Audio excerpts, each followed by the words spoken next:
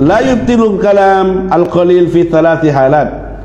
Tidak batal ngomong sedikit dalam 3 keadaan. Bismillahirrahmanirrahim.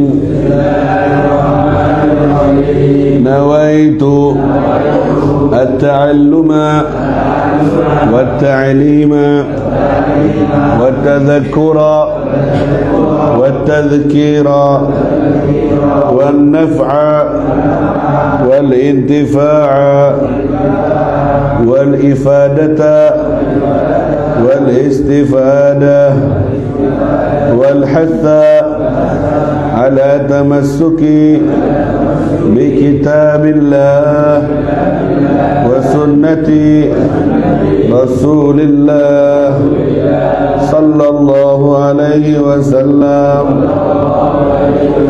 wa du'a ila al-huda wa dalalata ala al-khair ibtigha'a wajhillah wa mardatih wa kurbih wa thawabih min Allah ta'ala. Assalamualaikum warahmatullahi wabarakatuh.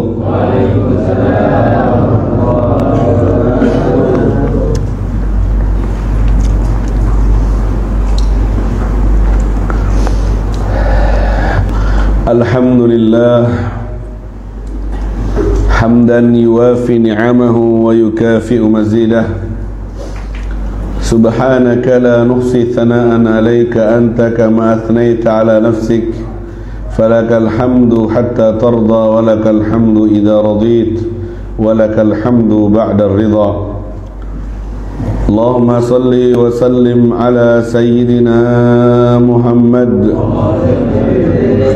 al-fatih lima awlik al-khatim lima sabak nasiril haqqi bil haqq wal hadi ila siratikal mustaqim wa ala alihi wa sahbihi haqqa qadrihi wa miqdarihi al-azim fi kulli lamhatin wa nafasin adada ma wasi'ahu ilmullah. Rabbi israh li sadri wa yassir li amri wahlul 'uqdatan min lisani yafqahu qawli wahdi qalbi wa saddid lisani. Subhanaka la ilma lana illa ma 'allamtana innaka antal alimul hakim wa tub 'alaina innaka antat tawwabur rahim. Wala hawla wala quwwata illa billahil aliyyil azim. Amma ba'du. Alhamdulillah, pujian sebagaimana Allah memuji dirinya sendiri, Zat yang maha suci. Alhamdulillah, tak dapat kita menghitung pujian yang pantas untuknya.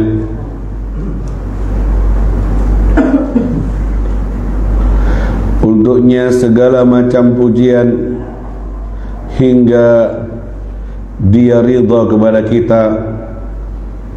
Pujian yang serupa dengan pemberiannya, pujian yang mendatangkan banyak tambahan nikmat darinya. Dialah Allah subhanahu wa ta'ala yang menguasai segala ciptaannya, pemilik dan pengatur kehidupan dan kematian, dunia dan akhirat,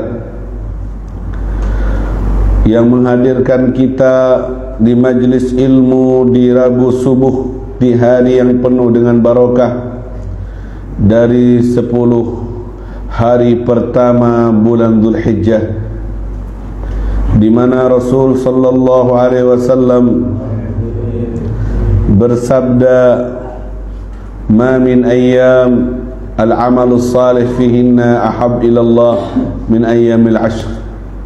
Qalu walal jihad fi sabilillah ya Rasulullah. Qala walal jihad fi sabilillah illa rajulun aw rajulan yakhruju bimalihi wa nafsihi wa lam yarji min dhalika syai' atau kama qala Rasul sallallahu alaihi wasallam. Tidak ada hari yang lebih baik untuk beramal soleh di dalamnya melebihi hari-hari 10 Dzulhijjah. Sahabat bertanya, bahkan beramal soleh di 10 hari Dzulhijjah ini lebih baik dari jihad sekalipun ya Rasulullah? Rasulullah menjawab, bahkan beramal soleh di 10 hari Dzulhijjah ini lebih baik dari jihad sekalipun, kecuali jika ada orang yang keluar dari rumahnya dengan harta dan nyawanya untuk berjihad dan dia tidak pulang lagi dengan membawa itu karena meninggal di jalan Allah Subhanahu wa ta'ala. Fa'akthiru fihinna at-tasbih wat-tahmid wat-tahlil wat-takbir.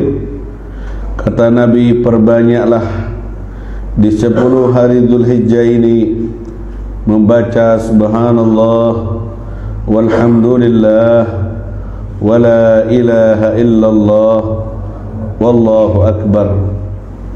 Bahkan para fuqaha, ahli fiqih dari ulama-ulama Islam menganjurkan setiap kita melihat binatang ternak di 10 Dzulhijjah ini agar kita bertakbir.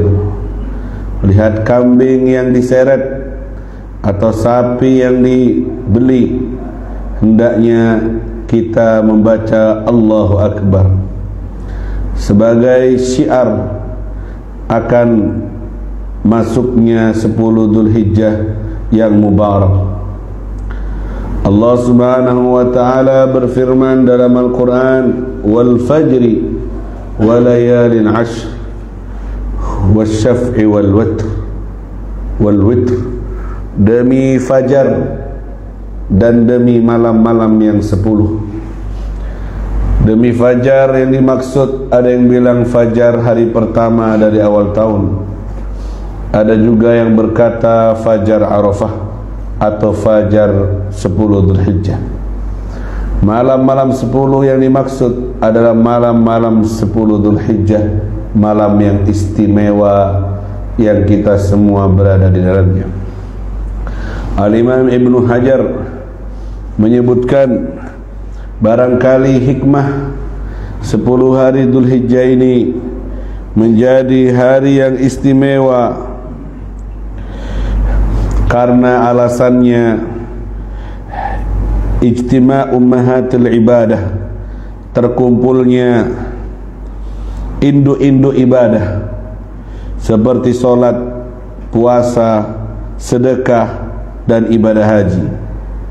Wala yata'atta dzalika fi ghairihi, dan tidak mungkin ibadah-ibadah itu terkumpul di tempat atau di waktu yang lain. Di 10 Dzulhijjah ini ada solat, di 10 Dzulhijjah ini ada puasa. Puasa sehari sama dengan puasa setahun. Beribadah di malam harinya sama dengan beribadah di malam Lailatul Qadar. Dalam riwayat begitu. Puasa di hari Arafah menghapus dosa 2 tahun, setahun sebelumnya dan setahun yang akan datang.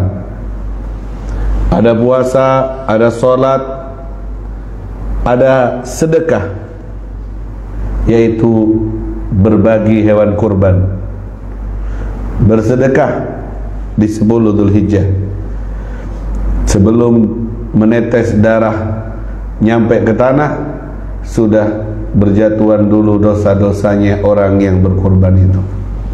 Kemudian ada sedekah, ada ibadah haji, puncaknya di 9 dan 10 Dzulhijjah, sehingga induk-induk ibadah terkumpul di 10 Dzulhijjah ini. Ada solat, ada puasa, ada sedekah, dan ada haji. Rukun Islam isinya syahadat, salat, zakat, puasa, haji. Semua rukun Islam itu ada di 10 Dzulhijjah ini. Makanya punya nilai yang istimewa. Di waktu yang lain barangkali tidak ada. Ramadan ada puasa, ada salat, ada sedekah. Haji tidak ada. Di waktu Maulid begitu. Sehingga ada yang berkata dari sebagian ulama, keutamaan 10 Dzulhijjah, beramal soleh di dalamnya lebih baik bahkan daripada dari bulan suci Ramadan sebagai sayyidus syuhur yang kita tahu keutamaannya. Ada yang berkata seperti itu berangkat dari hadis-hadis yang sudah disebutkan dari Rasulullah sallallahu alaihi wasallam.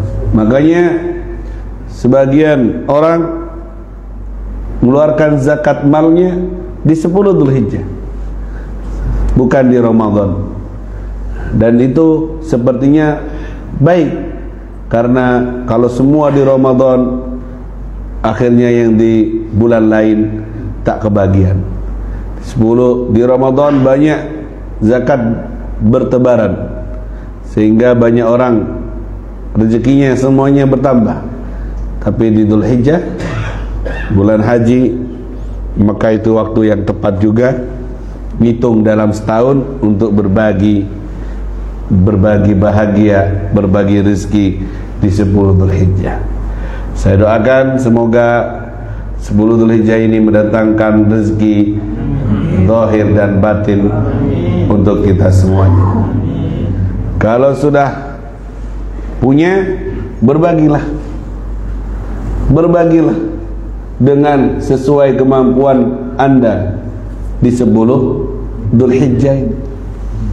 Berbagi dengan apapun, nitip di hari-hari mulia itu, nitip sedekah, pahala sedekah yang akan memayungi kamu di mahsyar, di hari yang tidak ada perlindungan kecuali perlindungan Allah Subhanahu wa ta'ala. Lebih dari itu, berkorbanlah. Azimu dhahayakum, agungkan, besarkan korban kalian. Alas sirat matayakum, nanti akan jadi kendaraan kalian di jembatan sirat. Berkorban dengan sapi atau dengan kambing, yang penting bukan dengan perasaan, karena menyakitkan. Terharu kalau melihat orang-orang dulu, bahkan ada masih sampai sekarang, dia ngerawat sapi dari kecil, umur baru lahir, dirawat, dibesarin setahun, 2 tahun, sampai 3 tahun, kemudian diantar ke kiai atau ke habib untuk dikorbankan. Padahal kerjaannya ngarit, cari rumput, dia sabar-sabarin ngerawat 2 tahun, 3 tahun sapi itu untuk dikorbankan. Sedangkan yang kerjaannya berdasi, kerjaannya banyak rezeki, berlimpah, hanya menebar program-program korban, dirinya tidak berkorban. Inna lillahi wa inna ilaihi. Ayo patungan, dewe gak patungan, cuma menyebarkan, mensosialisasikan korban dan kurban. Dia menjadi panitia pembagian kupon kurban, karena kalau jadi panitia bisa ngambil 2. Kadang yang lain belum dapat, dia sudah ngambil duluan, ya. Makanya sering terjadi saat penyembelihan, moro-moro kepalanya kambing hilang, kepalanya sapi hilang. Endi iki kok gak ono ndase iki? Ternyata digondol sama panitia yang tak bertanggung jawab. Ya, ini tidak masuk kupon Habib, ini special edition katanya. Itu fakta yang terjadi. Makanya banyak yang rebutan mau jadi panitia. Apa pakar betibi ingin dapat banyakan, karena kalau tidak jadi panitia hanya dapat seperempat atau setengah kilo saja. Hati-hati, tidak ada dusta di antara kita. Jangan pernah memanfaatkan kepanitiaan untuk mendapatkan yang lebih atau malah mencuri haknya orang banyak. Na'udzubillahi min. Akhirnya yang jadi korban itu kamu. Yang jadi korban itu kamu yang berbuat yang kayak gitu. Jadi korban untuk dengan dosanya dapat azab dari Allah Subhanahu. Baik, selamat berkorban, selamat berbagi. Saya doakan lancar rezekinya. Yang jualan semoga laris. Yang buka toko semoga rame. Sehingga kalau sudah untung banyak langsung bisa berkorban tahun ini. Amin ya Rabbal. Tunggu saja tanggal mainnya. Mudah-mudahan barokah semuanya. Amin ya Rabbal Alamin. Baik. Wal maksud seperti yang saya sampaikan sebelum saya teruskan kajian Sulamut Taufik, hikmah dari kurban itu bukan hanya menyembelih, mengeluarkan darah binatang, tapi hakikatnya adalah menyembelih keakuan. Menyembelih keakuan. Nabi Ibrahim disuruh menyembelih Ismail. Pelajaran dari Allah, sembelih rasa kepemilikanmu bahwa itu putra kesayanganmu. Sembelih itu, hilangkan dari jiwamu, yakini bahwa semua milik Allah dan akan kembali kepada Allah. Allah ingin mengajarkan kepada Nabi Ibrahim seperti itu, supaya tidak sombong dengan memiliki jagoan dari anak yang diharap-harap dari bertahun-tahun. Itu hikmahnya. Nyembelih kekikiran yang ada di jiwa kita. Bakhil, medit, cerek, sembelih, paksa. Berat memang mengeluarkan uang 2 juta, 3 juta. Berat, apalagi ngumpulkannya susah payah. Nyelenginya sehari 50 bertahun-tahun. Berat. Tapi itu yang disuruh sama Allah, untuk kita sembelih kekikiranmu, kebakhilanmu, perasaan kau memiliki, sembelih. Biar benar-benar mengaku bahwa semuanya itu adalah milik Allah. Dan jiwa kita merasa tidak memilikinya. Semuanya milik Allah Subhanahu. Itu pesan yang ada dalam ibadah kurban.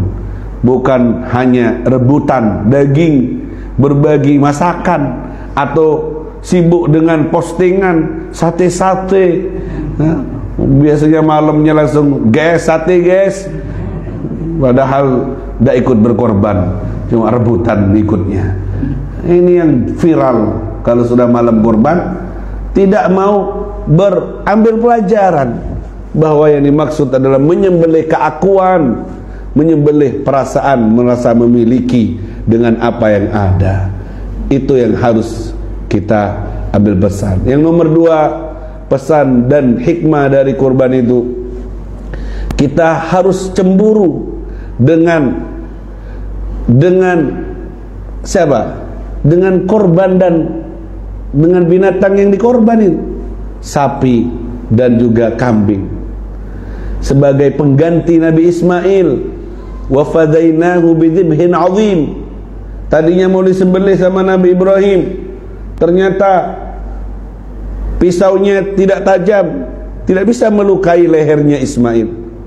Wahai ayah, tajamkan dulu pisaumu. Ditajamin lagi sama Nabi Ibrahim. Setelah ditajamin, dipukulkan ke batu, pecah jadi 2. Tapi diletakkan di leher Ismail, tidak sedikit pun melukai. Kata Nabi Ismail, tajamkan lagi wahai ayah, kurang tajam itu. Ditajamkan lagi, dipukulkan ke batu, pecah jadi 2. Sedangkan disentuhkan ke leher Nabi Ismail, tidak sedikit pun melukai. Karena semua harus atas izin Allah Subhanahu. Tak lama dari itu datanglah pengganti. Malaikat Jibril membawa 1 ekor kambing dari sorga. Wa fadainahu bidzibhin azim. Dapat julukan dzibhin azim, sesembelihan yang agung, dibawa dari sorga untuk mengganti Nabi Ismail.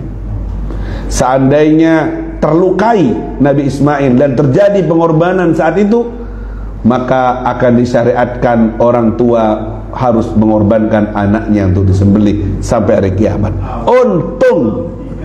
Untung lek pas dadi sampean iki entek kabeh. Ndak tahu niki tahun meneh sampean jadi korban. Untung Allah rahmat akhirnya diganti dengan siapa yang pasang badan? Untuk ganti kalian siapa? Makanya berrahmatlah, berkasih sayanglah sama kambing. Ya maksudnya bukan diciumi. Nanti sampean pulang dari sini nyium kambing, cipika-cipiku sama kambing. Maksudnya jangan kasar, jangan ditakut-takuti. Buat status, harimu tinggal 10 hari. Hei kambing, diolok-olok, kambingnya ada, pisaunya ditajamin di depannya, mati orang mereka. Dia sudah mau jadi gantinya kamu. Dia nerima dengan ketetapan Allah, tidak apa? Tidak bermaksiat sampai hari kiamat tuh. Ma'asyiral kambing semuanya itu nerima dengan ketentuan Allah. Kalau sudah Dzulhijjah, banyak mereka yang harus menjadi korban mati. Betul? Dan tidak ada satupun di antara mereka yang demo. Kak terima aku, kak gelem aku. Mereka nerima, bahkan ada yang meneteskan air mata saat harus menerima ketentuan itu. Dia menerima ketentuan Allah, walaupun harus jadi tumbal korban dari sebuah ibadah takarrub kepada Allah. Dia nerima dan tidak pernah nolak. Kemudian dia nerima dagingnya dimakan oleh manusia, dibuat sate, gulai, kecap, apa namanya, masak kecap, masak merah, beragam masak, dia terima dimakan oleh manusia-manusia yang tidak semuanya ahli ibadah. Manusianya tidak terima dengan ketentuan Allah. Sakit sedikit, ya apa sih Allah ini? Syarat sedikit, telon, percuma aku sembahyang. Manusianya kadang nolak, manusianya kadang melawan, manusianya kadang tidak lebih baik dengan kambing yang jadi korban. Allahumma shalli ala Muhammad. Rubba markabin khairun min raqibiha. Barangkali binatang yang dikendarai lebih baik daripada yang mengendarai. Binatang yang jadi korban lebih baik daripada yang berkorban atau yang tidak berkorban. Sampeyan itu yang harus dijadikan pelajaran. Melihat bahwa subhanallah, kambing ini mungkin lebih baik dari saya. Dia nerima dengan ketentuan Allah, sedangkan saya sering menolak, bahkan tidak nerima dengan ketentuan Allah. Dan saya dihalalkan makan dagingnya, saya dihalalkan bersenang-senang dengan dagingnya. Betul? Kita lupa mau pokoknya enak guys, saat ini guys, empuk dagingnya guys. Kita lupa diri. Seandainya kalau hitung-hitungan dosa yang pantas di sate itu dagingmu, kakek dosa ini ngelamai kita Gusti Allah. Yang pantas untuk dimutilasi ini badan kita, karena dari kotornya dan banyaknya dosa-dosa kita. Tapi Allah tidak. Umat Nabi Muhammad, umat manusia, ojo kamu aja, kalian aja yang makan daging kambing itu, nikmati, dan setelah kau nikmat, pakai untuk ibadah kepadaku. Kesehatanmu, gizi yang ada di dalamnya, pakai untuk ibadah kepadaku. Buat hadir majlis, biar tidak ngantuk hadir majlisnya, bergizi. Kalau yang ngantuk-ngantuk dikurang gizi, kurang vitamin, sudah dikai kopi, mari kita sarapan meneh. Cek ngantuk, apa maksudmu? Sallallahu Muhammad. Paham di sini? Itu pelajaran. Jangan merasa lebih baik dari semua. Apalagi dengan kambing dan sapi yang benar. Orang wali itu begitu. Coba dengarkan ini kisah luar biasa ini. Semoga jadi ilmu yang manfaat. Sebelum ngaji Sulamut Taufik, ini sebelum Dzulhijjah. Al-Habib Abu Bakar Al-Adni, putra dari Habib Abdullah Al-Idrusul Akbar, yang terkenal dengan Habib Abu Bakar Al-Adni, putra dari Habib Abdullah Al-Idrusul Akbar di Tarim Hadramut. Kalau tidak salah abad ke-6 apa abad ke-5an gitu ya, lupa saya. Beliau tinggal di Hadramut di Tarim, tempat saya belajar, tempatnya Habib Umar bin Hafid. Pernah minta izin sama bapaknya, wahai ayah, aku minta izin mau pindah ke negeri Aden. Tarim, Aden, jauh kayak Surabaya Jakarta kalau tidak salah, kurang lebih. Minta izin, saya mau belajar atau saya mau pindah ke kota Aden untuk berdakwah. Kata ayahnya, coba wahai Abu Bakar, kamu keliling dulu di kota Tarim, cari orang atau siapa saja yang lebih jelek daripada kamu. Kamu lihat saja, cari orang yang lebih jelek, lebih buruk kedudukannya daripada kamu. Baik ayah, keliling dia ke kota Tarim, ngelihat ada orang lagi kerja, bertani, bercocok tanam dengan bajunya yang kotor. Kertek dalam hatinya, kayaknya ini lebih jelek dari saya, kerjaannya kayak gitu, saya lebih terhormat. Pikirnya pertama kayak gitu. Di saat punya pikiran kayak gitu, dia sadar dan dia berkata kepada nafsunya, hei nafsu yang jahat, dari mana kamu tahu bahwa petani yang berpakaian kotor itu lebih jelek daripada kamu? Bukankah al-khawatim majhulah? Bukankah umur orang tidak ketemu, terakhirnya husnul khotimah apa husnul khotimah? Dari mana kamu tahu kamu lebih baik dari dia? Tidak ada yang tahu. Akhirnya tidak jadi dia vonis. Oh iya, tidak boleh, itu bukan lebih baik dari saya. Saya belum tentu lebih baik dari dia. Langsung diobati. Ada kertekan jelek kayak gitu, langsung diobati. Kan biasa orang ngelihat pakaiannya mungkin lebih mewah, lebih mobil, ngelihat orang biasa di jalan, ngelihat orang jadi kuli, ngelihat jadi orang tukang sapu, biasanya kan oh poai itu. Kita kadang ngeremehkan, gitu kan? Padahal al-khawatim majhulah. Hidup manusia ujung terakhirnya tidak ada yang tahu. Mana mungkin dia yang husnul khotimah atau kita, sama-sama tidak tahu. Oh bukan, ini saya tidak lebih baik dari dia. Akhirnya Habib Abu Bakar ini jalan lagi keliling. Kok nemu bangkai anjing yang busuk. Nah kalau ini saya nemu sekarang, ini lebih jelek dari saya. Anjing busuk, bau, banyak ulatnya. Saya manusia terhormat, terjaga, iman Islam, saya selamat, saya lebih baik. Akhirnya diikatlah bangkai anjing yang busuk itu, ditarik untuk dibawa ke ayahnya, untuk ngasih tahu bahwa aku menemukan sesuatu yang lebih jelek dariku. Mau nyampe ke rumahnya, adrakathu inayatullah, dia tersadarkan dengan inayah dari Allah Subhanahu. Dia tersadarkan, hei nafsu yang jahat, ngomong pada dirinya sendiri, dari mana kamu tahu bahwa anjing itu lebih jelek dari kamu? Bangkai anjing yang busuk itu lebih jelek dari kamu. Dari mana kamu tahu? Tahu kamu, anjing ini di hari kiamat nanti, kalaupun dia pernah berbuat jahat sama temannya, misalnya ganggu temannya, akan dikisos, ujung-ujungnya jadi debu. Setelah dikisos, binatang-binatang buas itu di hari kiamat jadi debu. Sedangkan kamu manusia dihisab sama Allah. Kalau kamu banyak salah, banyak dosa, kamu akan diadili sama Allah, disiksa, tidak jadi debu, siksa terus, dan tidak ada yang tahu kamu itu selamat atau tidak. Kalau yang anjing itu sudah ketemu ujungnya jadi debu, kalaupun jahat jadi debu, kamu tidak ketemu selamat atau tidak dengan azab dari Allah Subhanahu. Habib Abu Bakar menunduk malu dan tidak jadi bawa anjing itu, dan dia berkata, aku tidak lebih baik dari anjing itu, karena ujung dari ceritaku tidak ketemu. Anjing sudah ketemu, ujungnya jadi debu.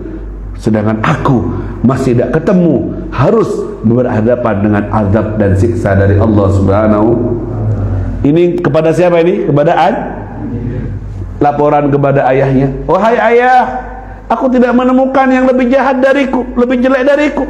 Aku sudah keliling, bahkan terakhir aku bawa bangkai anjing, tapi aku rasa aku tidak menemukannya karena anjing ujungnya jadi debu, sedangkan aku masih tergadaikan dengan amalku dan harus menerima pengadilan Allah, menghadapi pengadilan Allah Subhanahu wa ta'ala. Akhirnya apa kata ayahnya? Al-an ya waladi, sekarang wahai anakku, kau boleh pergi ke Aden untuk berdakwah. Seandainya kau dihamparkan kekayaan seperti kerajaan Romawi dengan kekayaannya, terbuka untukmu rezeki dan kekayaan di sana, kau tidak akan tertipu. Kau sudah lulus, kau sudah tahu diri, kau sudah lulus. Seandainya kekayaan mendatangimu seperti kerajaan Romawi penuh dengan tahta dan harta, kau jadi orang hebat, kau tidak akan tertipu, kau tidak akan pernah merasa memilikinya, karena kau punya nafsu yang bagus, tidak merasa lebih baik dari semuanya. Berangkat. Akhirnya berangkat, jadi ulama besar di Aden, terkenal sampai sekarang, peninggalan masjidnya ada, dan jadi waliullah besar, jadi hartawan kaya raya, punya ratusan ekor kambing, kalau ngormat tamu luar biasa, kaya, dan tidak tertipu dengan kekayaannya karena sudah terdidik dengan didikan ayahnya,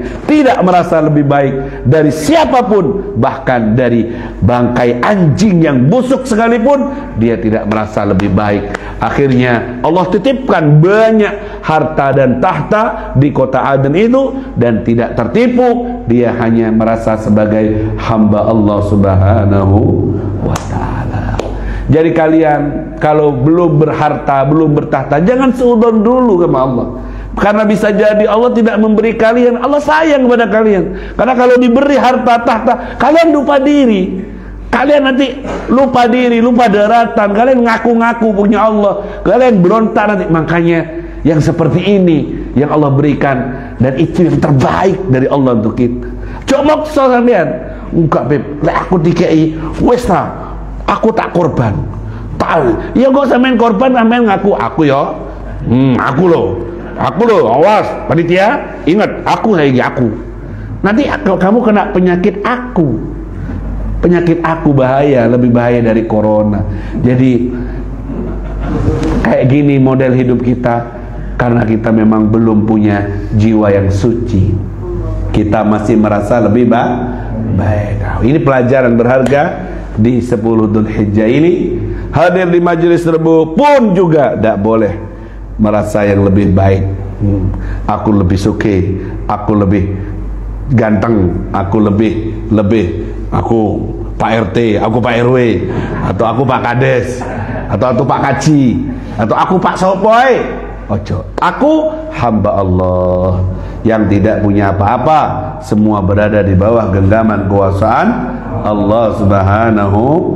Semoga kita diparingi akhlak yang baik ini, semoga hati kita dibersihkan, dan semoga kita dibantaskan menerima kebaikan yang pernah Allah bagikan kepada para wali-walinya dalam keadaan afiat fid din wa dunya wal akhirah. Amin ya rabbal tayyib. Allahumma shalli ala Muhammad. Pelajaran kita di Sulamut Taufik. Di pertemuan yang lalu panjang lebar saya berbicara tentang aurat, bahwa aurat itu hal yang wajib ditutupi dan haram dilihat. Sudah saya perinci auratnya laki-laki ke perempuan, perempuan ke laki-laki. Sudah dengan panjang lebar saya ceritakan di pertemuan yang lalu. Allahumma shalli ala Muhammad. Dan kalian sudah paham itu dan harus diamalkan. Cek and recheck istrimu, putrimu, agar menutupi auratnya, baik di dunia maya maupun di dunia nyata, ya, baik di luaran rumah maupun di pekarangan rumah. Kadang di pekarangan rumah los pakai duster, ya kan? Kalau uang padahal ono tonggo nih, ya kan? Itu kan aurat kepada orang lain. Tetangga orang lain enggak? Sepupu orang lain enggak? Di halaman rumahnya terbuka. Halaman rumahnya nyapu misalnya di depan halaman rumah pakai daster, enggak pakai kerudung, kelihatan lengannya, kelihatan betisnya. Kecuali rumahmu tertutup, enggak ada orang, monggo. Tapi ketika depan rumah kelihatan orang, betisnya, lengannya, itu aurat, harus ditutup. Ya, bukan hanya dalam rumah saja. Kalau bukan hanya di luar saja. Itu sudah saya bahas. Kemudian warukbah lidzakar sudah selesai. Wal amah min kullil jawanib lal asfal. Wal amah ila aurati wal aura ma baina suduh. Wal amah min kullil jawanib lal asfal. Terakhir itu, bahwa aurat yang harus ditutup waktu sholat semua sisi, kanan, kiri, depan, belakang, ya, semua sisi. Aywa minal a'la, juga dari atas. Artinya tidak boleh waktu sholat kelihatan auratnya dari samping, tidak boleh. Dari atas, tidak boleh. Ya, misalnya zaman pakai sarung berkeluarga, dilihat dari atas kelihatan, tidak boleh. Illa min asfal, kecuali dari bawah tidak apa-apa. Misalnya sampai sarungan, ya kan, tidak celanaan, kelihatan dari bawah, tidak apa-apa. Sholat di atas lencak, ada anak kecil dari bawah ketokan dek, tidak apa-apa. Kalau dari bawah tidak pokoknya jangan dikuik, syarat jatuh rambutan itu nanti. Kalau dari samping batal sholatnya. Sholat pakai sarung, ternyata tekaik kena pakoh, lubang sarungnya, seret, batal. Atau pakai celana yang sobek-sobek pahanya, sholatnya atau pakai kaos sholatnya, celana pakai kaos, ketika ruku kelihatan kaosnya naik ke atas, sering enggak? Kelihatan belakangnya ini, bawah pusat itu, sholatnya dan ini banyak kita lihat di pekerja-pekerja yang sholat pakai kaos. Ketika ruku, apalagi sujud, dia narik kaosnya ke atas sehingga pinggulnya kelihatan, dan hukumnya sholatnya jangan kalau ngelihat ada orang kayak gitu langsung ditegur, maaf bapak, auratnya kelihatan waktu ruku jenengan pakai kaos, ini membatalkan sholat.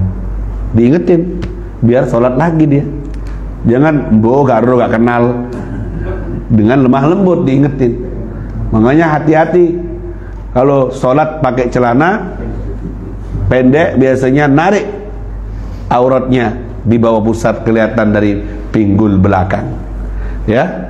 Nah, lebih baik sholat pakai baju takwa, baju yang luas, supaya tidak terbuka auratnya. Kalaupun terbuka kena angin, misalnya sholat kayak gini, langsung ada angin lelaki, santak anginnya langsung terbuka dengkul sampean. Intas turhalan, jika kamu tutup langsung seret begitu, tidak batal. Tapi jika kamu lambat mendiamkan, maka bisa batal sholatmu kalau kamu terlambat untuk menyikapinya. Ya, itu bab aurat di dalam sholat. Nah, yang sekarang izinkan saya memberi tambahan ilmu yang bermanfaat untuk kita semuanya. Faslun fima yubtilus sholah, fasal yang menerangkan tentang hal-hal yang bisa membatalkan sholat. Wa tabtulus sholatu bil kalam walau biharfain ghairi mufhimain atau biharfin mufhimin illa in nasiya wa qalla. Satu saja yang membatalkan sholat adalah Al-kalam, berbicara di waktu sholat. Allahumma shalli ala Muhammad. Ngomong selain ngomong sama Allah di waktu sholat batal, karena sholat itu kita dialog sama Allah. Kalau kamu lagi ngobrol sama Allah, ngobrol sama lainnya juga, batal sholatmu. Jangan kau duakan Allah dalam dialogmu dengan Allah. Gimana, Beb? Idza kana katsiran, kalau ngomongnya banyak, 4 kalimat lebih, batal secara mutlak. Ngomongnya panjang, lebih dari 4 kalimat, mau sengaja mau lupa, batal. 4 kalimat lebih. Allahu Akbar misalnya gitu ya. Allahu Akbar ngomong ya, ngomong ada anaknya main HP, mudi lugur, Allah Akbar, HP ku kepikiran ngomong dia, maka sholatnya kalau sedikit, Beb, ngomongnya, Beb, lebih sedikit dari 4 kalimat, batal kalau disengaja. Kurang dari akal min arba'i kalimat urfiyah fayubtil idza kana muta'ammidan. Allahumma shalli ala Muhammad. Taib. Wal kalamu shalih li khitabil adamiyyin. Yang membatalkan salat omongan yang seperti apa, Bib? Omongan yang kiranya ngajak bicara kepada manusia yang lain. Illa Nabi sallallahu alaihi wasallam, kecuali jika kita ngomong sama Nabi. Falau khatabahu walau fi ghairi tasyahhud fala tabtulu shalah bi ijabati. Kalau Nabi yang ngajak bicara waktu kita salat tidak batal. Bikhilaf malau khatabahu tidaan. Lain halnya kalau kita ngomong duluan kepada Nabi, ya Rasulullah fatabtul salatu. Jadi kalau Nabi dulu yang ngomong tidak batal kita. Misalnya waktu salat datang Rasulullah, "Hei fulan, labbaik ya Rasulullah." Tidak batal kalau ke kanjeng Nabi. Tapi kalau kita nyapa duluan, Allahu Akbar, ya Rasulullah misalnya, nah itu batal kalau kita duluan, seandainya Nabi. Kalau ke orang lain langsung batal. Orang lain siapa? Pak Le, oh ya batal Pak Le ya. Ya, ini ke Rasulullah. Makanya khitab waktu sholat kita ke Rasulullah, assalamu alaika. Siapa itu? Akanya ke siapa itu? Rasulullah. Padahal itu sholat. Kecuali ke Nabi Muhammad tidak batal, karena wasilah kita menghadap Allah Subhanahu. Khitab ke orang, ngomong sama orang batal. Ke Rasulullah tidak batal. Waktu sholat kita di antara rukunnya sholat ngucapin assalamu alaika, hadir keselamatan atasmu wahai Nabi, ayyuhan Nabi wa rahmatullahi. Tidak batal, khusus karena Nabi Muhammad adalah wasilah kita kepada Allah Subhanahu. Tapi kalau ke lainnya sampean, sampean lagi sholat, assalamualaikum, Allahu Akbar, waalaikumsalam, sampean jawab waalaikumsalam waktu sholat, dan karena ngomong sama paham? Terus siapa, Beb? Kalau lagi sholat ada orang assalamualaikum, halo, Allahumma shalli ala Muhammad. Ada orang tamu, kamu lagi sholat, Allahu Akbar, sami Allah, assalamualaikum, gimana, Beb? Jawab waalaikumsalam. Hukum jawab salam wajib. Ya apa waktu sholat jawab salam? Katanya batal kalau ngomong sama orang. Maka caranya menyaringkan suara dengan niat dzikir, bukan niat pengumuman. Assalamualaikum, sampai takbir intikal, Allahu Akbar, tak paham tamunya. Assalamualaikum, sami Allahu liman hamid, gak paham. Assalamualaikum warahmatullahi wabarakatuh, Allahu Akbar, ya, gak paham. Gak paham. Tamunya dari depan salam 3 kali, masuk lewat dapur, nandi wong assalamualaikum, pas bareng sama assalamualaikum warahmatullahi, waalaikumsalam warahmatullahi. Ini kena tamu yang kardiman ini namanya. Jadi caranya kalau ada tamu, nyaringkan suara takbir intiqalnya, nyaringkan supaya ngasih isyarah. Kalau tamunya paham, oh lagi sholat, diam, tidak usah ucapin salam dah. Gitu caranya. Jangan dijawab, Assalamualaikum, waalaikumsalam, se. Yo, batal sholat dulu. Se-se-sean. Fahim tum? Taib. La yubtilul kalam al-qalil fi thalathi halat. Tidak batal ngomong sedikit dalam 3 keadaan.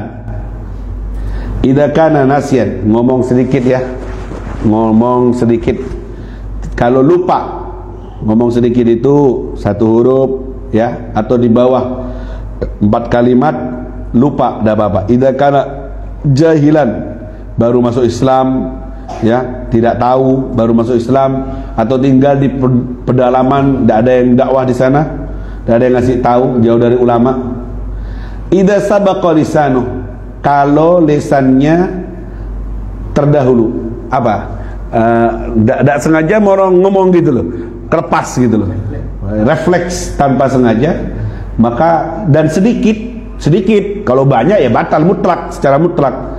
Itu juga refleks itu tidak membatalkan kalau sedikit.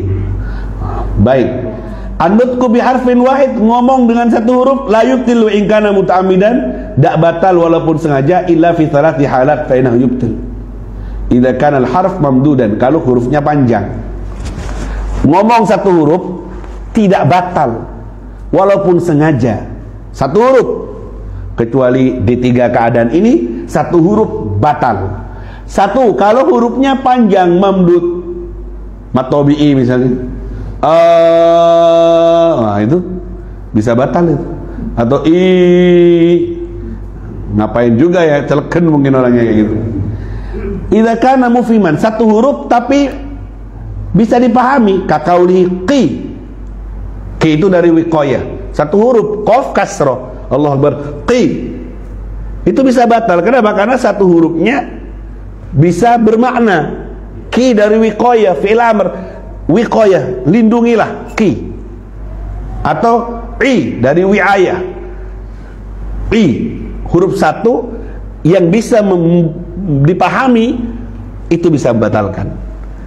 Seperti contoh huruf qaf yang berkasrah, qi, itu 1 huruf bisa batal karena bermakna.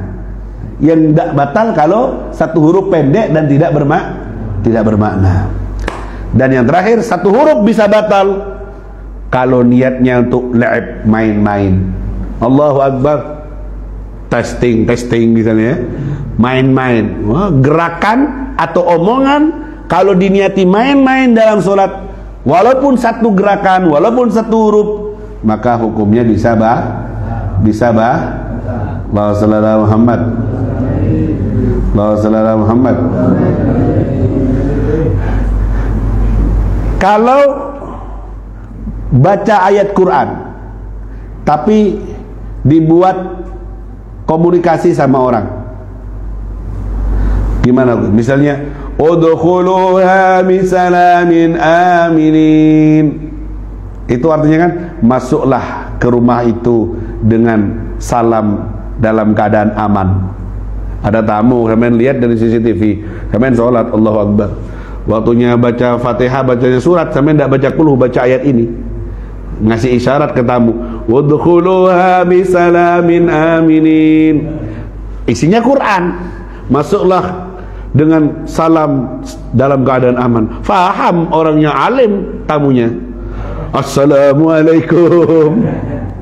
Gimana kalau baca ayat dengan niat kayak gitu? Taratan yaksidul Quran faqat fala tubtul salat. Kalau dibaca niat baca Quran, tidak batal salat. Tidak batal salatnya kalau diniati baca Quran, bukan untuk ngasih informasi ke tamu itu.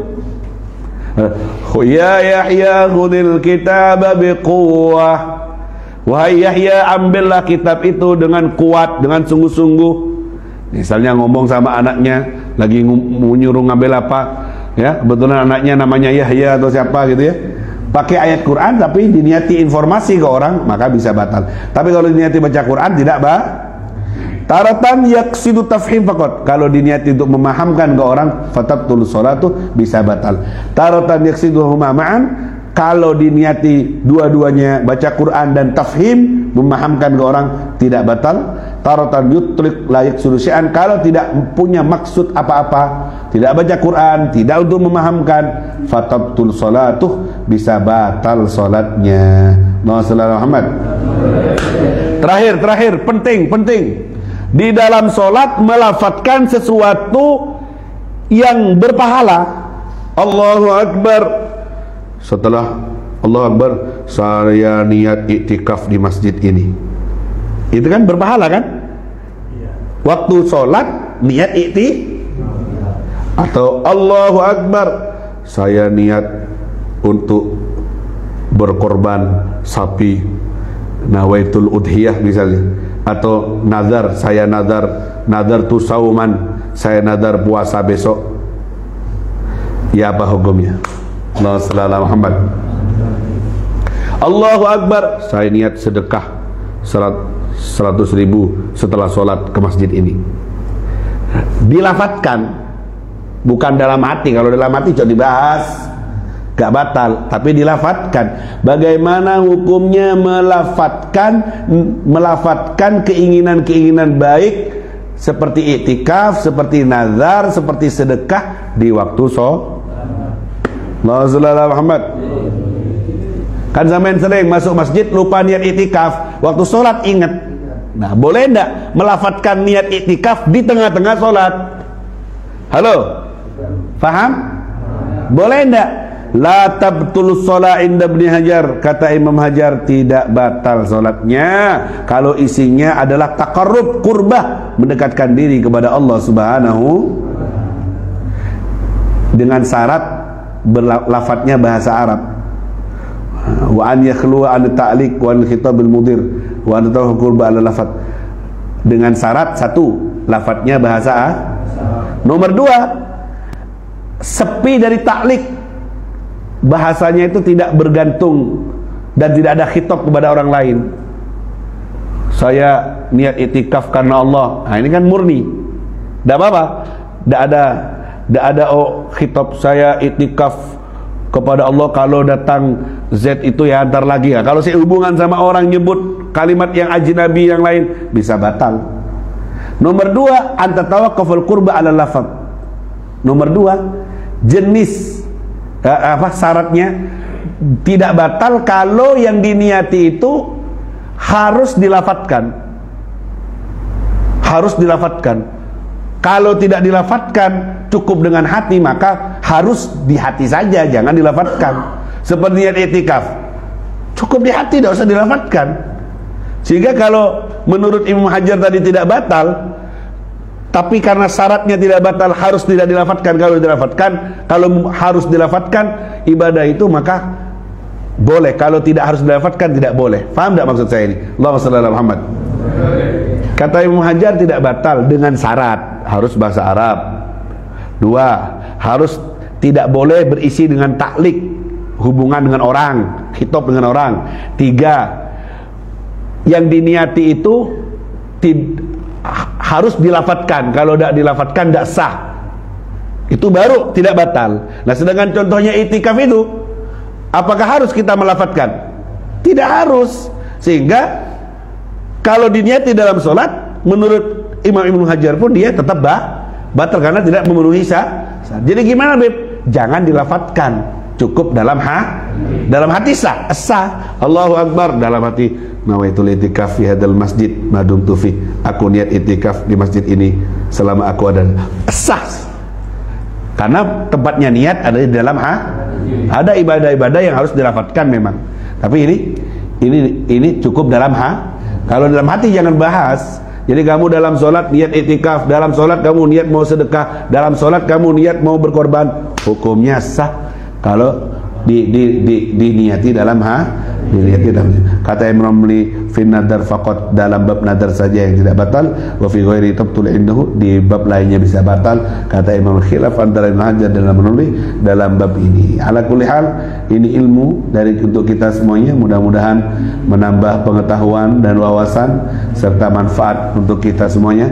Sekali lagi selamat beramal soleh di 10 hari Dzulhijjah, selamat berbagi, selamat khusyuk dalam sholat, selamat untuk berpuasa, selamat untuk bangun malam, selamat untuk berbagi bersedekah bagi yang mampu, selamat berkorban, dan selamat menghadapi hari Arafah dengan banyak zikir-zikir Arafah. Mudah-mudahan Allah beri taufik kepada kita untuk mengamalkannya dalam keadaan sehat walafiat dan selalu merasa tidak lebih baik dari semua makhluk Allah Subhanahu wa taala, agar kita semuanya terhormat dan terangkat derajatnya di sisi Allah Subhanahu wa taala. Man tawadhu'a rafa'ahu Allah wa man takabbara wada'ahu Allah. Siapa yang bertawadu akan diangkat derajatnya oleh Allah, siapa yang sombong akan dihinakan oleh Allah Subhanahu wa taala.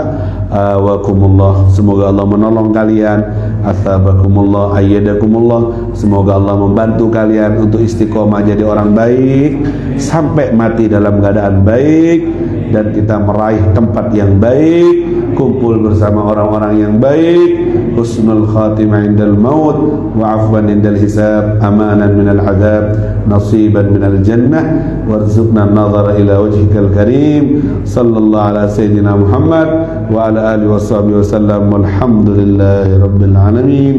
Taqabbal minna bihurmatil Fatihah.